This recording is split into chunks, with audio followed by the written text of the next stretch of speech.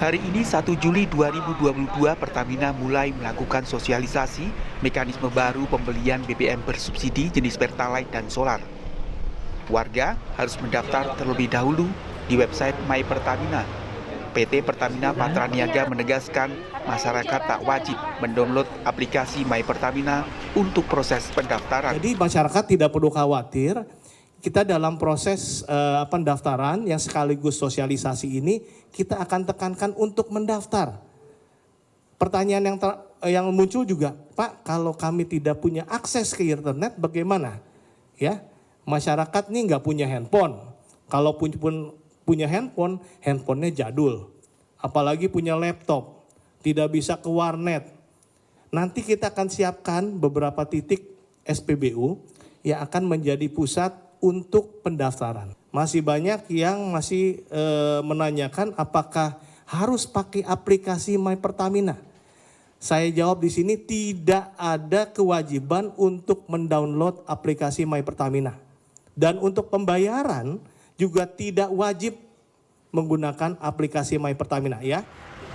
Yayasan Lembaga Konsumen Indonesia YLKI menyebut pemerintah seharusnya melakukan jemput bola mendaftar masyarakat yang berhak mendapatkan subsidi BBM. Ini sekaligus menjawab kesulitan warga yang akan mendaftar. Pendataan ini yang harus dilakukan kemudian difasilitasi oleh pemerintah. Kalau konsumen sendiri yang harus melakukan pendataan, ya ini belum semua konsumen itu melek teknologi. Mohon maaf ya. Jadi ini yang harusnya dijemput bola. Pemerintah harus turun ke lapangan sampai ke tingkat kelurahan misalkan. Mereka yang tahu persis data-data siapa sih sebetulnya masyarakat yang memang membutuhkan subsidi ini. Tahap pertama kebijakan ini diterapkan di 11 daerah terlebih dahulu, yaitu Kota Bukit Tinggi, Kabupaten Agam, Kota Padang Panjang, Kabupaten Tanah Datar, Kota Banjarmasin, Kota Bandung, Kota Tasikmalaya, Kabupaten Ciamis, Kota Manado, Kota Yogyakarta, dan Kota Sukabumi. Untuk pendaftaran, konsumen harus menyiapkan KTP, STNK, dan foto kendaraan. Setelah itu, daftar di situs subsiditepat.mypertamina.id dengan melengkapi data serta persyaratan. Setelah itu, akan dilakukan proses pencocokan data selama 7 hari. Usai verifikasi, konsumen mendapatkan kode matrik untuk membeli Pertalite dan solar. Hari ini, sejumlah warga antusias mendaftar dengan bantuan petugas SPBU. Banyak di antara konsumen yang awalnya tak paham cara mendaftar, hingga kemudian meminta bantuan petugas SPBU. Oh, kalau yang tadi sih sudah pakai barcode. Tapi tadi dari supir-supir tadi susah. Sudah apa? Masih susah memakai aplikasi ini. Karena dari yang tadi pihak Pertamina sudah membantu untuk pengisian tadi. Kesulitan dengan apa nih banyak yang update nih. Jadi masih belum bisa nih. Jadi belum bisa beli bensin Sekarang belum. Mekanisme baru ini diterapkan untuk memastikan subsidi BBM tepat sasaran. Namun pemerintah harus memastikan sosialisasi bisa sepenuhnya tersampaikan pada masyarakat. Tim Liputan Kompas TV.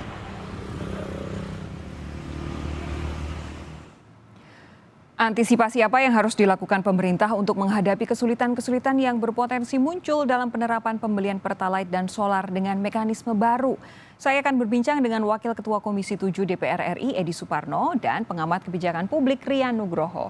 Bung Edi, selamat malam. Pak Rian, selamat malam. Sehat ya? Saya mau ke Bung Edi terlebih dahulu. DPR setuju dengan mekanisme pembelian Pertalite dan juga solar, khususnya Pertalite dengan My Pertamina ini? Pada prinsipnya kami setuju bahwa ada pengawasan terhadap penggunaan BBM, terutama BBM bersubsidi. Karena itu saat ini kita sudah melihat adanya lonjakan BBM yang sangat tinggi, terutama pasca masyarakat mobil kembali setelah COVID-19. Dan ini terjadi lonjakan penggunaan BBM, termasuk juga ada disparitas harga antara BBM yang bersubsidi dan non bersubsidi, sehingga ya lonjakannya sangat tinggi. Bahkan diperkirakan sekarang tahun ini 2022 saja ada kenaikan sampai dengan 30% konsumsi, yang mana itu berakibat pada meningkatnya subsidi pemerintah secara sangat signifikan. Oleh karena itu perlu adanya pengawasan, perlu adanya pembatasan. Nah, caranya salah satunya adalah melalui sistem informasi, sistem teknologi yang sudah ada, yang diusulkan oleh Pertamina melalui My Pertamina aplikasinya. Tentu kita belum bisa mengetahui bagaimana penerapan di lapangan, tetapi kita melihat bahwa ini sudah ada salah satu cara bagi Pertamina untuk bisa mengontrol. Di samping memang ada kontrol cara lain ya, misalnya dengan digitalisasi SPBU ya, melalui juga pengawasan dengan menghadirkan aparat penegak hukum atau pengawas di lapangan. Tetapi kan kalau 8 ribuan SPBU, gimana cara mengawasinya? Menempatkan orang itu juga merupakan hal yang sulit. Oleh karena itu, diusulkanlah sekarang ini aplikasi tersebut. Nah, kami prinsipnya setuju pada konsep untuk pembatasan dan pengawasan terhadap BBM agar BBM bersubsidi itu tepat sasaran. Nah, tetapi penggunaannya ini tentu kami harus melihat bagaimana respons masyarakat, bagaimana sosialisasinya, bagaimana Pertamina merespons kendala-kendala di lapangan. Pak Aryan, tanggapan Anda? Pertama saya sepakat dengan tadi Mas Edi sampaikan betul itu. Jadi kita harus mengendalikan penggunaan konsumsi BBM yang itu di bawah disebut subsidi tadi ya. Tetapi yang baku begini loh, saya beberapa kali menyampaikan pemerintah itu janganlah buat kebijakan yang dalam bahasa Jawa itu istilahnya adalah membuat masyarakat seperti gabah dan interi gitu loh. Gabah ditaruh tampah itu diputer-puter, jadi masyarakat jadi heboh gitu loh. Ini kan hal yang baik tapi heboh. Tapi kenapa? Karena tidak pernah digagas sebelumnya, dipikirkan. Jadi kita itu membuat kebijakan kalau udah kepepet. Ya ini kebentur tembok baru kita bikin dan masyarakat jadi masalah repot lagi. Contoh, lihat tadi Mas Edi sampaikan, yang namanya digitalisasi tidak hanya di masyarakat. Coba bayangkan kalau setiap SPBU itu dia punya namanya kamera, merekam, dikonsiderasi pakai namanya big data, itu jadi yang terjadi jangan masyarakat direpotkan pemerintah atau jangan pemerintah Pertamina, tapi Pertamina juga mau repot. Jadi janganlah kebijakan yang baik ini menjadi kebijakan gabah dan interi tadi itu, masyarakat nggak habis-habisnya itu repot gitu, jadi unyek gitu. Oke, secara umum sebenarnya apapun yang membuat subsidi itu lebih tepat sasaran, semua masyarakat pasti setuju.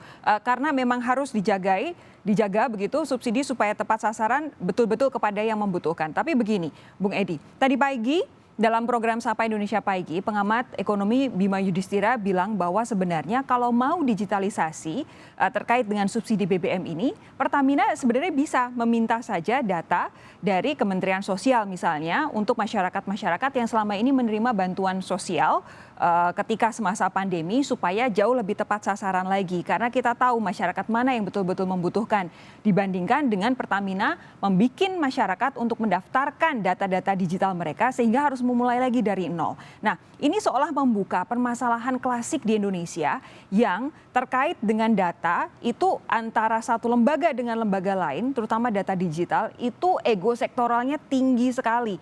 Apa yang bisa Anda cermati dari pilihan Pertamina ini untuk meminta masyarakat mengambil data baru sehingga harus membuat masyarakat kembali lagi dari nol mendaftar hanya untuk membeli Pertalite?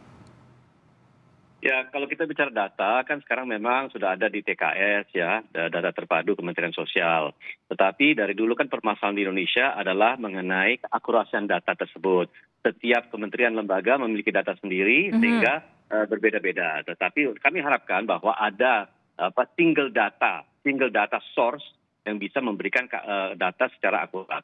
Nah, sekarang ini yang memang diperlukan bagi kita adalah bagaimana kita sudah bisa melakukan pendataan terhadap mereka yang berhak menerima. Dan memang salah satu sumbernya bisa dilakukan melalui DTKS tersebut, ya. Tetapi kalau kita sekarang anggap bahwa yang menerima itu adalah mereka-mereka yang kemudian masuk kategori-kategori tertentu, nah kategori itu saja masih belum diatur. Dan ini telah diminta oleh BPH Migas, selaku pihak regulator yang berhak untuk mengatur harga BBM dan siapa saja yang berhak menerima BBM, itu saja sudah diminta oleh BPH Migas agar Perpres 191 tahun 2014 itu dirubah, agar merinci siapa saja yang berhak untuk menerima. Dari situ kita sudah memiliki payung hukum. Dari payung hukum itu nanti kita padukan bersama data. Tetapi kembali lagi ke data, saya perlu sampaikan, ketika kita mendaftarkan untuk mendapatkan Peduli Lindungi, ya itu juga banyak yang mengeluh. Tetapi akhirnya terpakai juga. Jadi saya kira migrasi atau peralihan ke sesuatu yang sifatnya teknologi atau alih digital ya tentu menimbulkan permasalahan-permasalahan. Tetapi saya kira di era saat ini memang ini suatu keniscayaan yang tidak bisa kita hindarkan. Ya. Baik. Tetapi memang saya juga perlu sampaikan bahwa Pertamina juga sudah memberikan pernyataan ya bahwa tidak mutlak semuanya menggunakan aplikasi tersebut dan itu bisa masih tetap diladeni dalam pembelian BBM-nya. Jadi saya kira ini data merupakan hal yang penting, tetapi payung hukum jangan lupa ya. Dan ketiga, ya ini kita harus membiasakan juga nanti masyarakat perlahan tetapi pasti mulai menggunakan sistem informasi, sistem teknologi yang lebih updated. Oke, Pak Rian, Anda setuju dengan hal ini? Setuju, tapi tidak akurat. Jadi begini loh, kebijakan berbasis pengetahuan dan data. Tetapi, Pak Edi betul, tapi masalah data.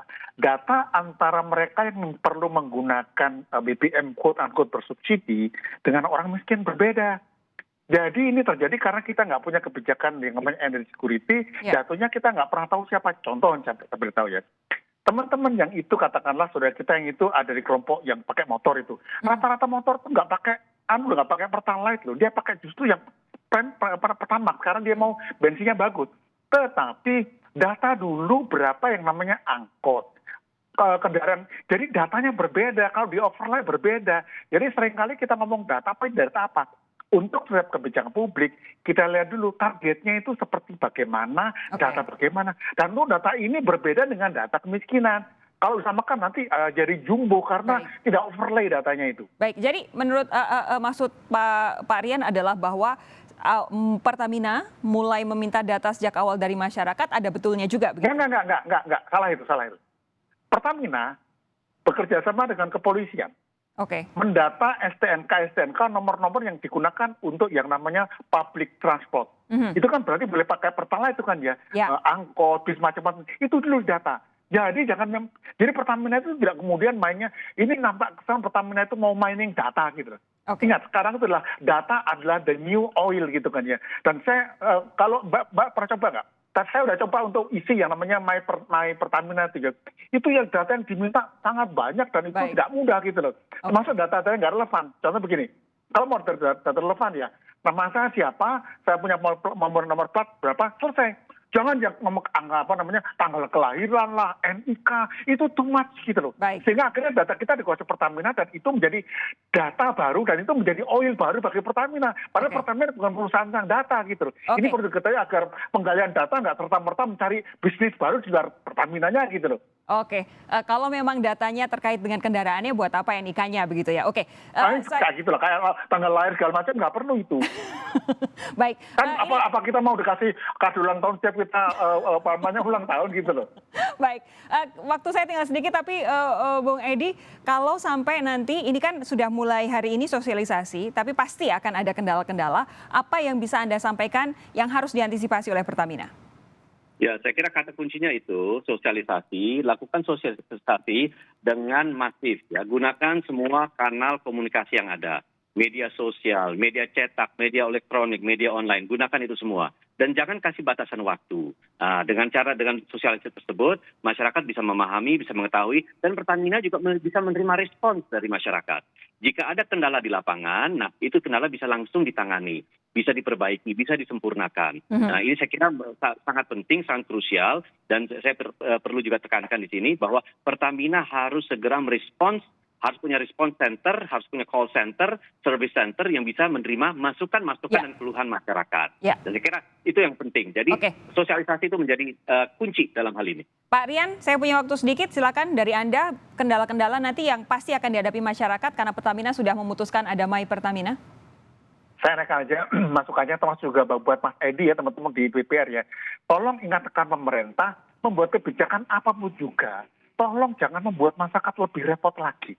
Jadi pilihlah sebuah strategi untuk kebijakan yang itu cerdas sehingga nggak membuat masyarakat lebih repot ketimbang hidup repot sekarang ini. Dan itu perlu berpikir dan itu saya kira nanti mohon berkenan ya ini Dewan saya kira sangat bisa mengarahkan. Arahkan dong ini untuk kesekian kalinya pemerintah bikin repot masyarakat kayak gabah diinteri nanti ini. Enough is enough karena kita mau masyarakat yang cerdas dan Pertamina yang cerdas juga. Pemerintah yang cerdas juga. Itu yang saya ingin semangati. Makasih. Baik, terima kasih Bung Edi, terima kasih Pak Rian sudah bergabung malam hari ini di Sapa Indonesia Malam. Kita nantikan bagaimana sosialisasi My Pertamina ini untuk pembelian Pertalite. Selamat malam Bapak-Bapak, sehat terus ya. Sampai jumpa lain waktu.